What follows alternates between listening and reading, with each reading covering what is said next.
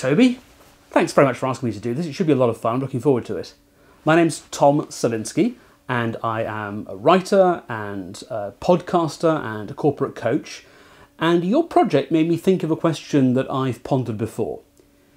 If I had a fan of the new series who'd never seen any Doctor Who from pre-2005, who asked me, Tom, I'd like to get into classic Doctor Who, where should I start?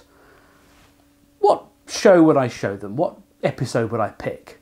Now, it's tempting to leap straight for one of the all-time fan favourite classics, for your Genesis of the Daleks or your Talons of Weng Chiang, but are we really going to start with a six-parter? All right, then what about Caves of Androzani or City of Death? And they're great, but they're very atypical of the show at that time, or at any time, really. So, all right, well, clearly I'm not going to go for anything black and white. Let's not run before we can walk. What about a kind of good, solid Tom Baker four-parter? Robots of Death, that would be good, or maybe Planet of Evil, something like that. But it'd be nice if there was some extra hook. You know, if there was some classic monster or something like that that this fan was already familiar with that would kind of draw them in. But let's be clear, I'm not going to show them Revenge of the Cybermen, and I'm not going to show them Destiny of the Daleks. So what about a master story? What about Terror of the Autons? That would be good. It's the first master story. It's the Autons, which I'll be familiar with from Rose, but yeah, see that CGI troll doll teddy bear thing does not look great, and that's always the risk. You'll show them something and it will have all the worst qualities of the mythical Doctor Who that we got made fun of in the playground about. So something which was a bit more on solid ground. The Demons, that's pretty good. It's 5 episodes, it's not 4. And, you know, even after it's been restored, the picture quality is not great. What about The Time Warrior? Because you see, The Time Warrior's got a lot of stuff on film. It's a lot of historical settings, which look great because the BBC costume department could do that easily. It's got a classic monster, the Sontarans, never better. It's the first Sontaran story, and it's the first Sarah Jane Smith story. So we get to see the Doctor through somebody else's eyes. I reckon that The Time Warrior is the perfect old Who episode to show to a new Who fan. And that's why I've chosen it. Also happens to be one of my favourites. So none of the things I've said are going to be one of my 4 or 5 favourite things. I haven't decided what those are yet. I haven't watched the show yet. I'm going to sit down and do that now. So sit back, enjoy, relax with me as we watch The Time Warrior.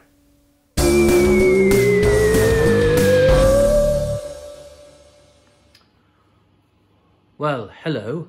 I'm in a funny old mood because it's my birthday. It's the end of my birthday. Not when you listen to this, so don't send me, if you were so inclined, I'm not suggesting you would have been, to send me congratulations, because the chances are, the way my release schedule is going, this will be released closer to my next birthday, number 48, than to the one I'm currently on the fag end of. But appropriately this week, because what I do is I send out missives to friends and ask them to choose a story, and they come back with a story, so I strike that off the list, and then in their own time they send me their videos or audios telling me what they love about the particular story they've chosen.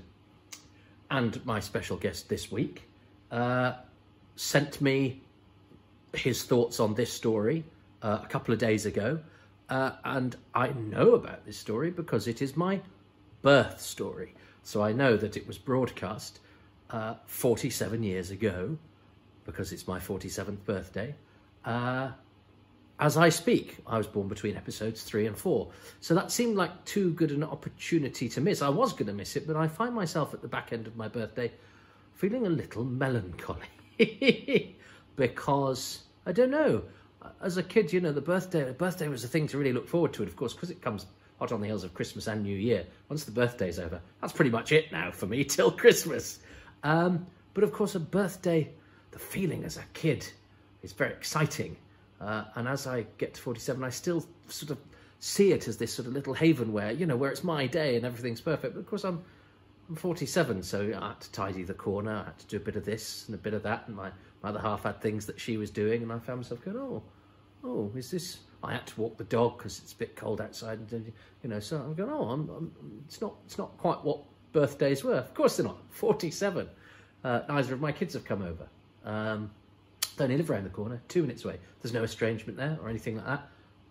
They just couldn't be bothered to come over.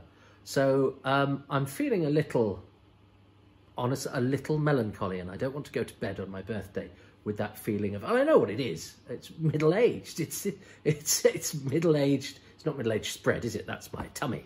Middle-aged, what is it? Midlife crisis. That's all I'm experiencing. I never thought I'd be 47. I still don't think I'm 47. I still look through the eyes of the 16-year-old me. I still know as little. I'm still lacking in all the confidences I thought you got when you became a grown-up. None of that changes. It's just that the eyes, well, it's, you still have all of the old hang-ups, except you navigate them slightly in a slightly creakier fashion. And every time you get knocked down, it hurts a bit more when you get up.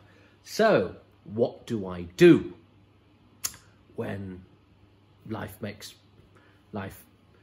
plays with one's emotions, especially emotions that are tied to childhood? Because, of course, you know, birthdays are a thing that I think do always put us in mind of childhood, because that's when birthdays were great, or they were supposed to be great, or that they were looked forward to. They were something anyway. So, what do?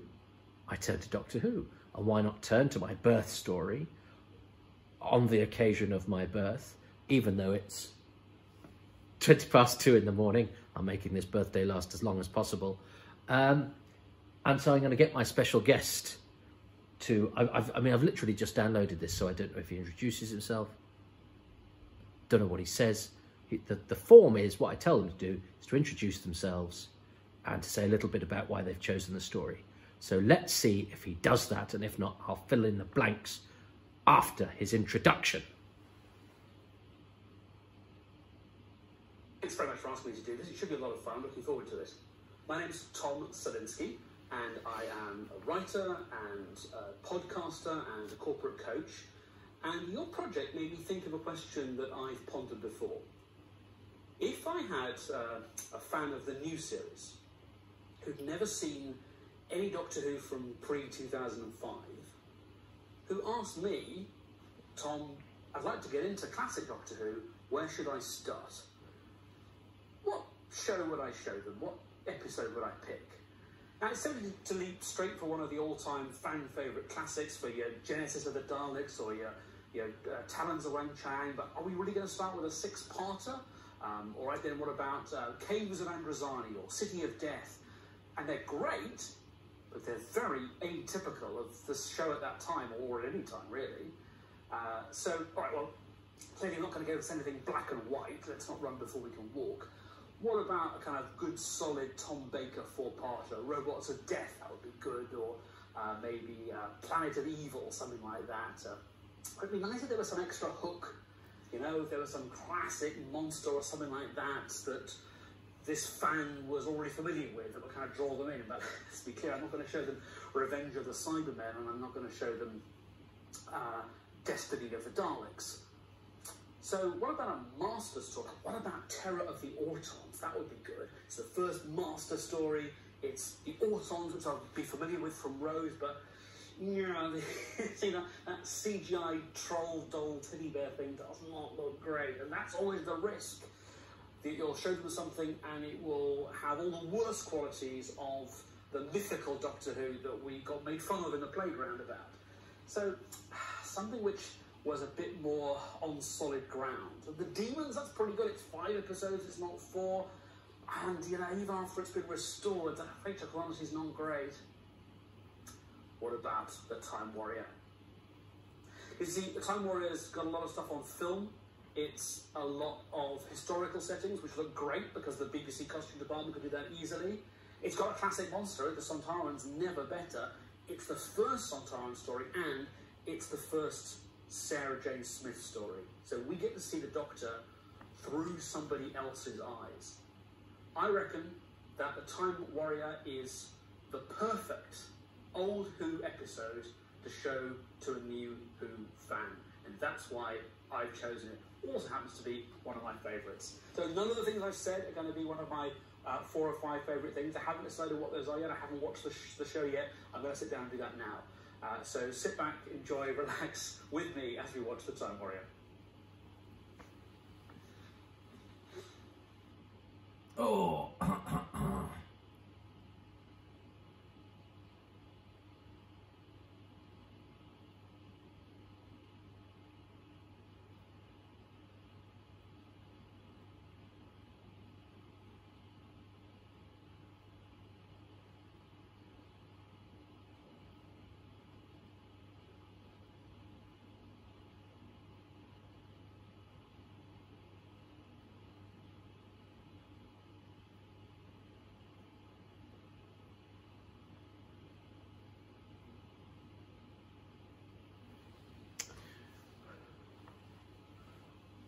Oh, well, thanks to Tom, and a typically eloquent introduction. I say I ask friends. I mean, I've met Tom once, or, well, during one period of time at Edinburgh Fringe, but it's slightly more complicated than that.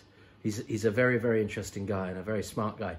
Maybe I will save my connection with Tom to a lull in the story, because I sometimes kick myself for talking too much before the story starts, and then I spend my time going, oh, that's a nice ladder, or, you know, the big bobo, and I go, yeah, what's interesting is, which I think I've pointed out before, is currently in my head, I have nothing interesting to say at all, and I'm just buying myself some time. Show you working, Toby. So look, it's Tom who will, I know, come up with some interesting things. He was the second person, by the way, in the space of a week to ask, he was the first of 2 to ask for The Time Warrior. My good friend Dominic Woodward, who's a comedian, I know this is his favourite story. And he went, can I do The Time Warrior? I was like, it's been claimed literally about 5 days ago. So you wait for The Time Warrior to come along, and 2 come along at once. So Dom's doing a different story. But that's for another time. Now, I want you to get ready to play The Time Warrior in 3, 2, 1.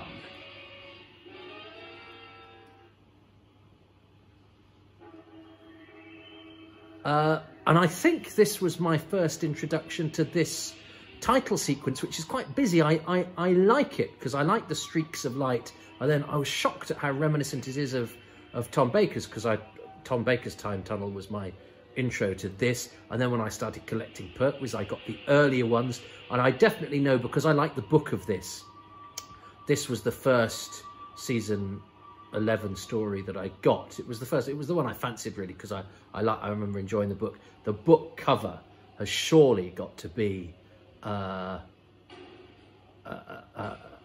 contender for the best Target book cover. The rendition of Linx, I'm going to commit now. Is it Jeff Cummins that did it? Or is it Steve Kite? Oh, cue a subtitle. It's an excellent cover. This is now Sheila Fay, who plays Meg. She was in I remember when I was getting this, she was in a sitcom called Help that nobody remembers, that had Stephen McGann in it, and it's about three Liverpudlian scallywags, and she was the other regular. She had a cafe, so I was quite, Sheila Fay from Help, and now of course it's Meg from The Time Warrior was in a sitcom nobody remembers, but she was married to Ken Jones from Porridge.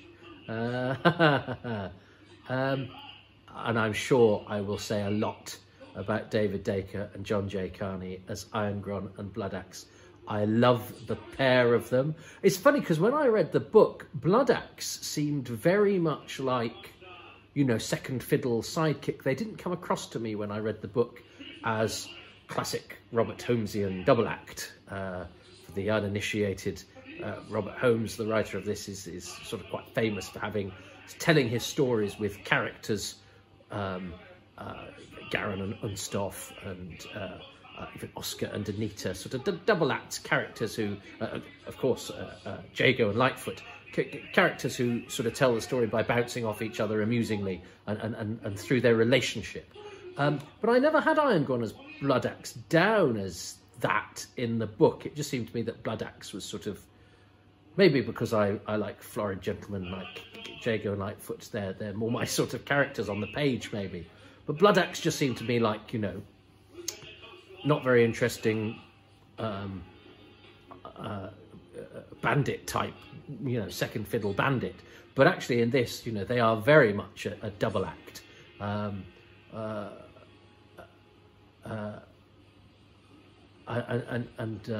He has real trouble with his horse here, John J. Carney.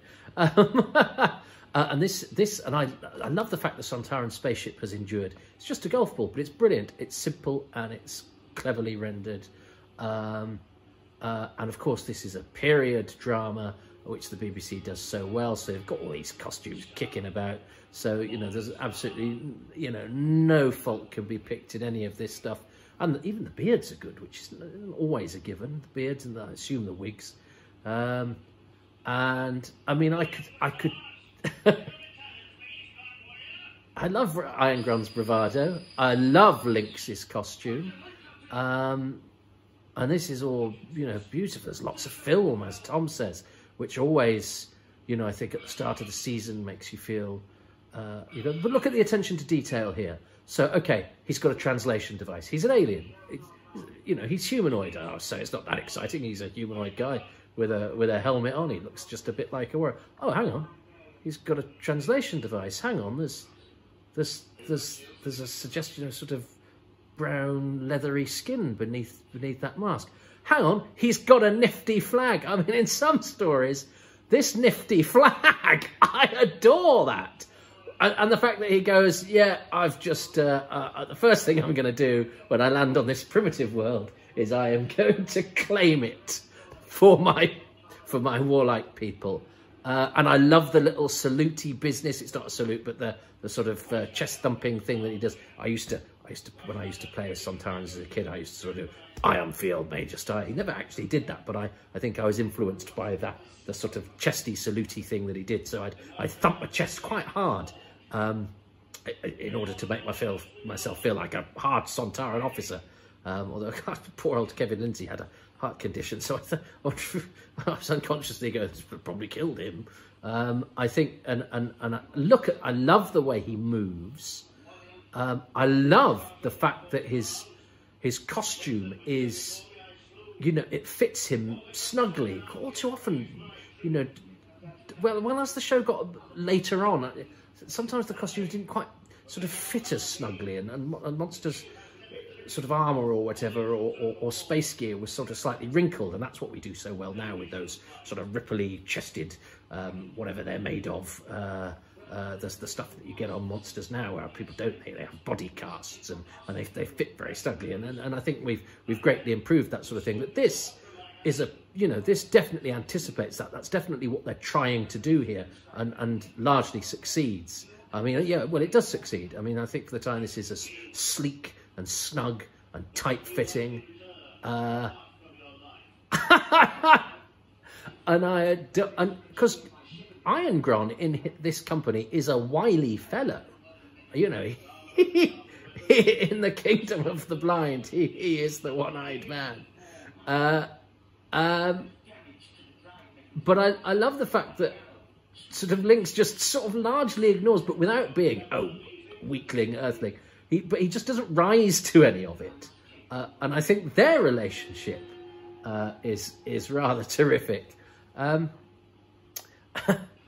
It's a very grubby mattress that the cream of the scientific community are being housed in. Now, of course, this is weird because we think of this as the start of season 11, which it is, but of course it's in the production block of season 10. So, you know, in my mind, I always lump it in with, you know, what follows. And you think of, you know, Sarah Jane starting in a sort of block, but no, she starts in a one-off for her, because I mean this is broadcast at the end of the year, but is I think filmed in about May. So there's a big gap between recording and transmission. But I always rather like it when, you know, unit are sort of called on to solve a thing, and so what they do is I sort of bung everybody in a so scientists have gone missing. units got to find out why they've got missing, so they've housed them all together in a place with Doctor Who. But of course, Nicholas Courtney's only in this one episode, then he's in Dinosaurs, isn't he? And then we don't see him until Planet of the Spiders. So, yeah, it's very, very much not part of the furniture anymore, and yet they're sort of part of the show's DNA still, and will continue to be for a little bit before they sort of fade away. But that sort of I sort of, you never think of this period as the show as one with continuity, because I was brought up with the 80s, where continuity became a marvellous thing and then a really dirty word. But in the 60s, where it was very much, lots of different places, different genres, different, historicals to science fiction.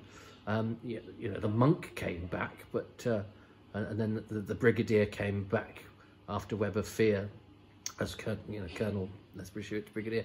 But then when you hit the 70s, you suddenly have loads of regular characters who appear for the next few years, and then that load of continuity vanishes, and then you get the 80s where they sort of just keep plucking from the show's past, and it's our eternal conundrum as fans, isn't it? We love nods to things that we know, but we get really annoyed if the show disappears up its own fundament. And I think the 70s do it pretty well. The Unit era does it pretty well, because the characters are there for continuity. We don't have to know too much about them. We don't. There are no big emotional journeys that mean that we have to know what the brigadier's been through to reference his emotional state or something like that. He does exactly what he says on the tin. I love Professor Rubish.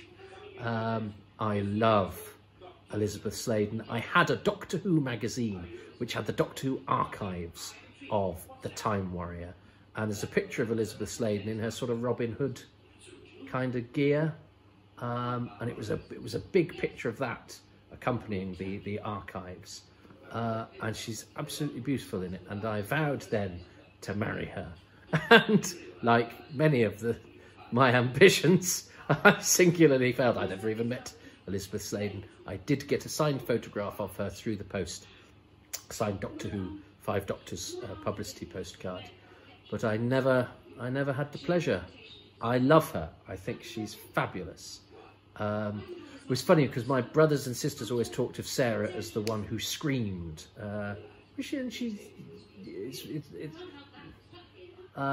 yeah, Sarah screamed all the time. They said, but actually she doesn't. And so I think I grew up with her as thinking of her as I slightly dismissed her, because I think for my brothers and sisters, she was part of the furniture for them, so they were a bit dismissive of her because they'd sort of grown up. They were of the age when they were watching.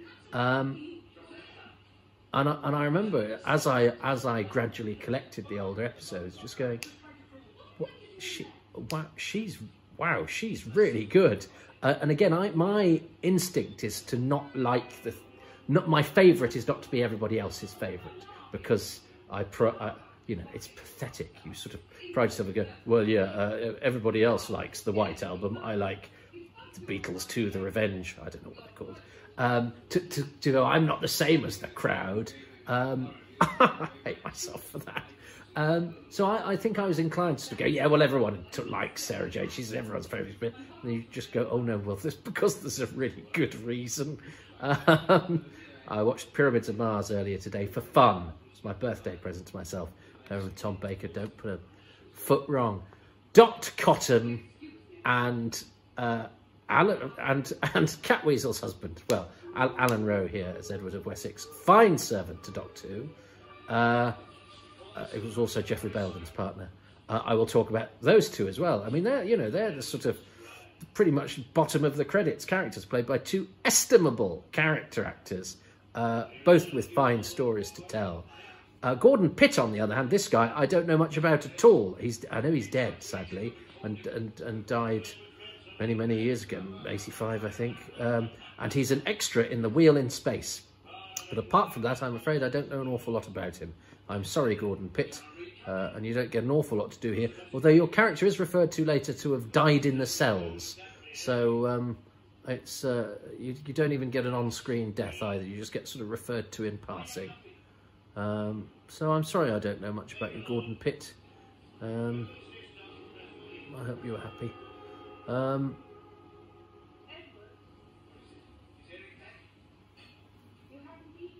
Yes, so Alan Rowe, he has been already in Doctor Who as Dr. Evans in the Moonbase.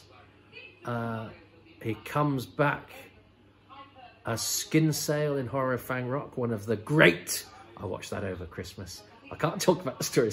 I've been watching Doctor... Do you know what? Over Christmas, I've been watching Doctor Who for pleasure, because I've researched it for the podcasts, or when I do these, I talk all the way through it. And it was an utter joy. I did Horror of Fang Rock, Pyramids of Mars, Resurrection of the Daleks over the past week or so, and just watched them. And I loved every minute of all of them. I mean, I'm not blind to their faults, and I won't be blind to the faults of this, but I don't think this has got many faults. Yes, I should do a confession. I really like this story. This is one of my 10 out of 10s. I don't think there's much wrong with it at all, and what there is wrong with it, I forgive. Even though it's not a big hitter, it's a funny script. I like all the characters. David Dacre knows exactly what he's doing. If I've got an axe, I'll hit the table with it. If I've got a chicken bone, I'll throw it at somebody. I love David Dacre. He's not one to be interviewed, interestingly.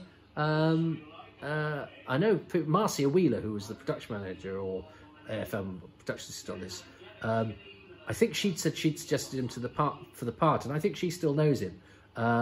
And says, you're a lovely chap, but yeah, he's just one of those people who's not interested in being interviewed. Shame, because he became very well known. I mean, he'd always been on telly.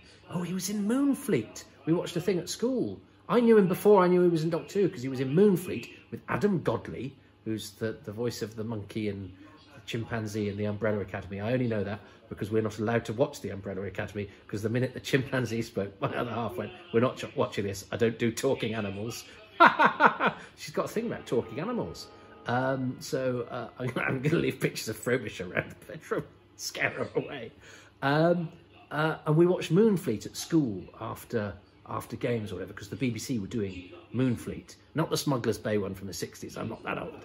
And it was Adam Godley and David Dacre. So that's where I first saw David Dacre. And then I was pleased to see he'd been in Doctor Who. And of course, he's Rig in Nightmare of Eden. So what I didn't realise when we watched Moonfleet was that I'd actually seen him in Doctor Who. I love Professor Rubish as well.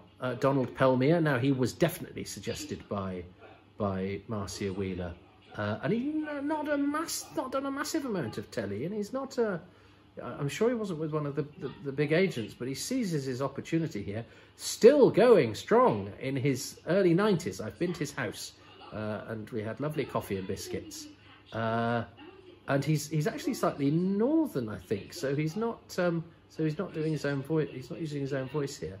But it's interesting because often those characters are played by actors that you then see pop up in loads of stuff. He's done bits and bobs, and he's sustained a career, but I wouldn't say he's had the same sort of career as a lot of the character actors, like the John Ringhams and the Alan Rose and people like that, who crop up playing good parts in Doctor Who. He is in the Day of the Triffids, though, the Ken Hannon one, the BBC one that's just been released in an abominable form on Blu-ray with the wrong font and treatment of it. Let's not get into that.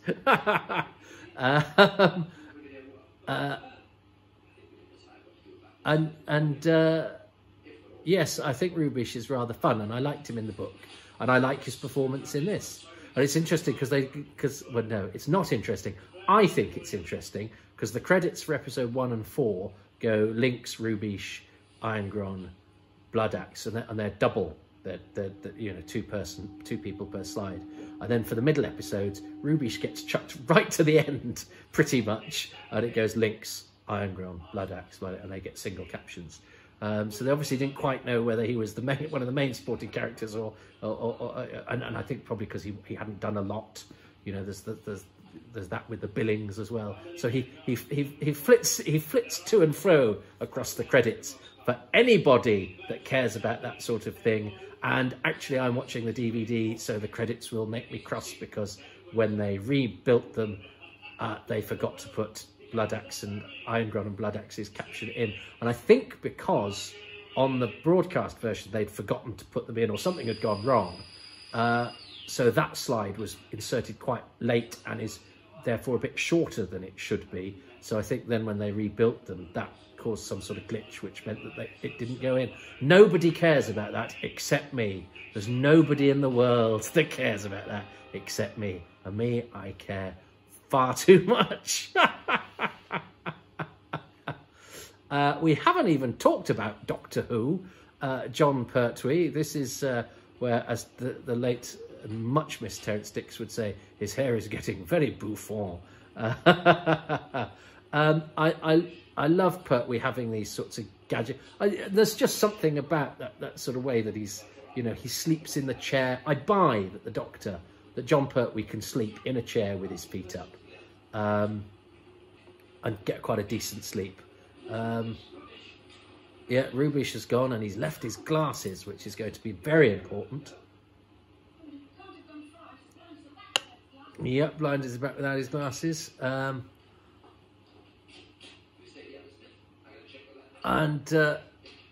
Because of course Elizabeth Sladen wasn't originally cast as... one of those soldiers is Steve Ismay, who's a lovely fella, and he's the guy I always email when I want to find out about an extra from Doctor Who. Go, do you remember Brian Gilmore? I go, oh yeah, lovely bloke, didn't take himself too seriously. Never came for a pint though. I love Steve.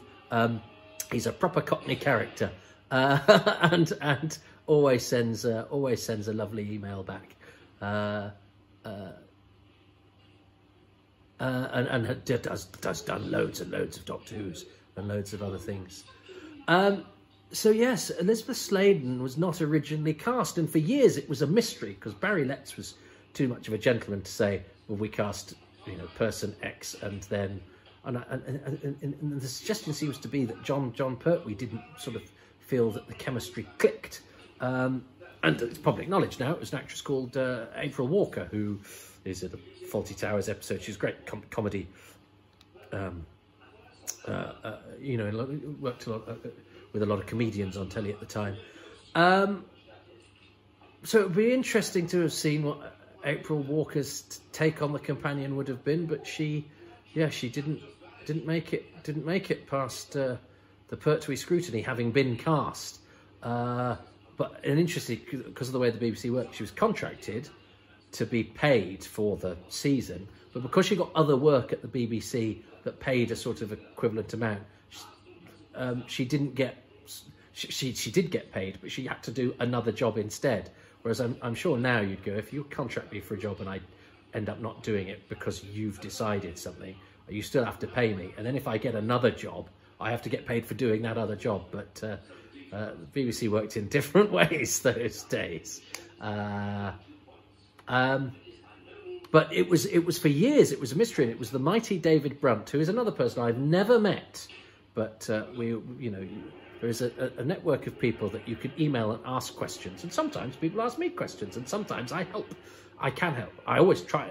Sometimes the reason I don't help is if I can't. And David found in the production file for Invasion of the Dinosaurs a slip of paper giving away that it was April Walker. But for years it was a mystery. It was only when the DVD of Dinosaurs, I think, came out that was revealed. Good work, David. It's lovely how there are sort of things we, up until relatively recently, didn't know. And you know, there are probably things we will, you know, that we currently don't know. There are known knowns and there are known unknowns. So the things we don't know that one day we might know. But that's why the archaeology of being a fan of this stuff that has such a rich history is so fascinating. This is Peckfordton Castle, which is not far from here. Not much Doctor Who's been done up north. I'm in Manchester. And so all of the extras in Iron and Blood... I'll talk about Jeremy Bullock as Hal the Archer, who's entered here. all the extras in Blood Axe and Irongrown's Castle are locally based actors. They recruited the film actors from up north, so a lot of them are from Manchester or Liverpool or Leeds, and some of them quite experienced, and some of them, as we'll discover in episode 3, and I see him there, Steve Brunswick, not quite so experienced, and when he opens his mouth in episode 3, you'll see the ugly proof of that. And I've got an amusing story to go with that as well. But he gets a credit in episode 3 because he gets given a line. But we'll talk about that when we come to it. But Peckfordton Castle, I went to a wedding there last year. God, was it 2020? It was like another world, because it was when we were allowed to sit next to people and lick their faces and spit in their mouths and everything. And I sat next to Norna from Frontios, who was a guest at the wedding, but I didn't lick her face or spit in her mouth. And I was placed next to her because my friend's kind. Oh, what a cliffhanger. What a mask. It's a simple cliffhanger. The monster takes his helmet off to reveal that he's a monster. We knew he was a monster. We could see he'd got leathery skin underneath. I suspect there were photos of him in the paper. It's not... There's nothing in that is a surprise at all, or worthy of... Oh, Eleanor, Edward and Hal get a three caption. Gosh, yeah, it's a real hodgepodge, this first set of credits, especially on the DVD where one slide is missing. They'll alter that for the Blu-ray, but there is nothing in that cliffhanger on paper, say, that, you know, when you'd read it in say Doctor Who magazine, in the Doctor Who archives, the Linx removes his helmet and reveals his faith beneath or whatever, that would make you go in any way, well, that's a remarkable cliffhanger. In execution, it's one of the... I just think it's perfect because it's very nicely shot. Yeah, Alan Bromley, the director, we'll talk about him. And that's reminded me of something. I'll tell you in episode 2. It's a bit embarrassing. For me, not for anybody else. But that cliffhanger, I'll explain this cliffhanger, it kills me. The way it's shot, I think the fact that it's on film, but it's the turn, it's the sheer... Well, one, it's the... Oh, there's a mask underneath the mask, or there's something underneath, there's something. I don't know why that peeling of that layer is witty, but it sort of is you think, well, he looks like a metalhead monster guy. But there's something underneath, and we're seeing what's underneath. What is underneath is one of the best monster designs in the history of the show. The fact that you've got the articulated eyes, the actor's eyes underneath, means that you've already got a performance going on. The fact that Kevin Lindsay then decides to stick his tongue out and make Linx and the Sontarans, therefore, sticky, outy, tonguey things, which is just a very simple way of being a bit alien, that doesn't look pony, it doesn't look silly, it's not too avant-garde, it's not too out there, it's just a little touch that is completely believable. It's the fact that Linx has got little bits of facial hair. People don't think to give sort of monsters facial hair. Sometimes monsters, that's what they are. They're a hairy thing. But a sort of leather skin thing with a bit of facial hair. I just think it's that attention to detail, the concept, the design, the execution. I love that cliffhanger, and yet it is nothing except for the fact that it is more than a sum of its parts, or because of each of the little parts that everybody brings to it. It's absolutely terrific. So I might choose that, or do I just choose Linx as a whole? No, I think I'm going to choose that.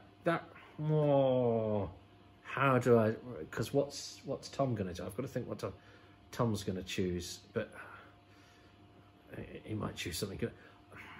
I'm going to choose the cliffhanger with the caveat that I might make it include Linx as a whole later in retrospect, depending on how the rest of this goes, because I think Kevin Lindsay's performance, combined with that costume, combined with that mask, combined with the sheer impact the Sontarans make as a one-off monster, and just one of them, that they've become part of the show's history, who I never think have been quite as good as they are here.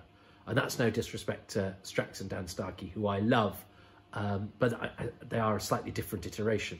And I know Dan's very good at, and I know he wanted to do more with the voice when he first came in. I've done an interview with him where he's talked about this and the tongue and stuff, and the director told him not to.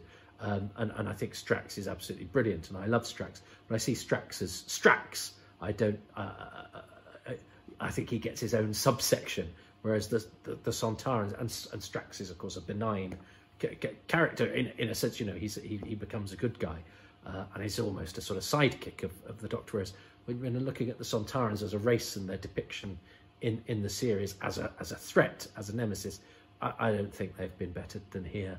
And I think one of the really interesting things about Classic Who, well, no, I will talk about that later, because the episode isn't playing, and I will get to a point halfway through episode 3 where I'll run out of things to say. No, you won't, Toby. Yes, I will. You can never stop talking. I actually do, but just not when I should.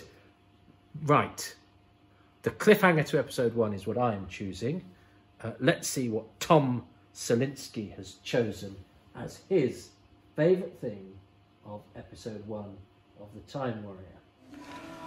Well, if anything, episode 1 was even better than I remembered it. It goes like the clappers, doesn't it? It can't be more than 5 minutes from the titles fading away to seeing all of those modern-day scientists in Angron's castle. It's so efficient. Now, favourite things. I'm quite tempted to pick that flag that Linx plants in the ground with the two bits that just pop out like that. It's a beautiful piece of on-location special effects work. And I'm quite tempted to pick the fact that this is the first instance of a season arc phrase, as Metabelius 3 is name-checked just before the end. But I think it has to be the reveal of Linx. The perfectly domed head that fits precisely underneath the helmet. It's a wonderful visual gag. It's what the Sontarans are probably still best known for, and it just works beautifully. What a wonderful mask, and what a fantastic performance from Kevin Lindsay. Yes! Yes! Oh, go on. Could this be the one where I guess as more than I don't? And I even nearly went for the one he nearly went for, didn't I? I said I like the flag. He liked the flag. And what I love is that Tom, I don't know how others have done it, but Tom is actually watching. I could hear the title music behind him. He's watching and then talking to camera. So he's sort of doing what I'm doing without chatting over the actual bits that you're supposed to watch and appreciate. So that's really interesting, because he's not... I don't think anybody's ever quite done that before. Never had anybody sort of fresh off the boat. It's a great episode, isn't it? Great cliffhanger. Lots to talk about, as you can tell. So, that was episode 1 of The Time Warrior. Join me for the next one. I'm going to carry straight on. I'm going to make this birthday last as long as possible. But I don't want this to end on a damp squib, so I'm gonna stick my tongue out and expect you to admire my facial hair, which has actually gone a little bit out of control because it's been Christmas, and I've simply let myself go, and now I'm going to let you go. Until next time, thank you for listening. Ta-ta.